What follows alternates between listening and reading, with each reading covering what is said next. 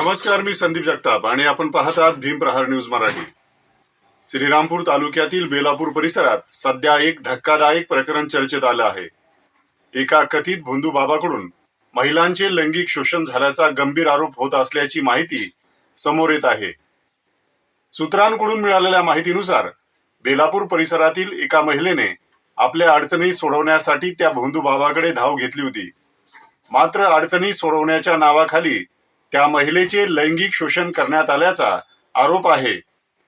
या संपूर्ण प्रकाराची माहिती काही दिवसांपासून गावात आणि परिसरात चर्चेचा विषय बनली आहे। मात्र अद्याप या प्रकरणात अधिकृत तक्रार दाखल झालेली नसल्याचे समजते।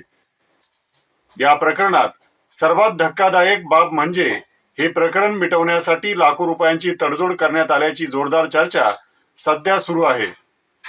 सूत्रांकडून मिळालेल्या माहितीनुसार काही प्रभावशाली व्यक्तींनी मध्यस्थी करत हे प्रकरण दाबण्याचा प्रयत्न केल्याचाही आरोप होत आहे। या प्रकरणात एका भाजपाच्या जिल्हा पदाधिकारी भाऊ आणि देवळाली परिसरातील एक प्रसिद्ध भाऊ यांनी मध्यस्थी केल्याची चर्चा परिसरात रंगली आहे। या घटनेमुळे बेलापूर परिसरात मोठ्या प्रमाणात संताप व्यक्त केला जात आहे। नागरिकांकडून या प्रकरणाची सखोल चौकशी करून सत्य बाहेर आणण्याची मागणी होत आहे।